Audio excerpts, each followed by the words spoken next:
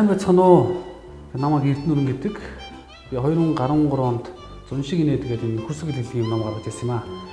Тэгээд 4 сарын 1 болж байгаа учраас тэгээд бас 100 цаг тохиож байгаа учраас онлайн үзэгчтэй зориулаад бас хөрсөг хэллэглэлээсээ уншиж сонирхуулъя гэж бодож байна. Тэгэхээр ном гарсаас 2 жил болчлоо. Одоо бол онлайн үзэгчтэй бол тараах цаг нь болсон гэж үзэж байгаа учраас за Монгол улсын ерөнхий сайд Алтан хуйг дэжсэн. Одоо Алтан хуйг сайд бол огцорсон байгаа. Тэгэхээр Алтан хуйг сайд тухайн үедээ зориулж бичсэн хэллэглээ уншиж үзүүлье. Алтан хуйг сайдын хүргэн болохыг хүсэгчид цугларав. Ардмын гол давж шоргоолч шиг олшров. Аргаа барсан зарим нь Алтан хуйг захаа хүртэл илгээв. Азаа үзэхэр шийдэж гэрийнх нь гадна үлсч хондог болвоо. Амжилтлангүй хүргэнэ болгооч та минь 17 тэрбумын тендерт нэр холбогдож үзье.